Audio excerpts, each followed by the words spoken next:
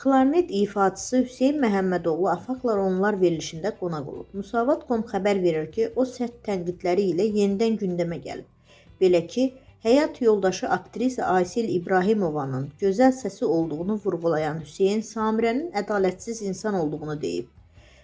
Vüqar Camalzadə dəfələrlə xahiş edərək təkidlə Ayseli Azərbaycanın səsi verilişinə apardı. Ona dedim ki, getmə, məni dinləmədi. Getmək istədi, razılaşdım. Orada Aşıq Samirə də var idi.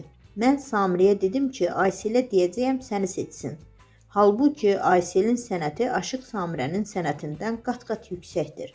Ayselin oxuduğunu Samirə heç vaxt oxuya bilməz. Mən düzgünlük tərəfdarıyam. O, Ayselə qarşı çox böyük ədalətsizlik, haqsızlıq edib. Evində çörək yediyin insana bunu etmək olmazdı. Ona görə də Samirə mənim üçün bitib gedib. O xanım mənim üçün yoxdur.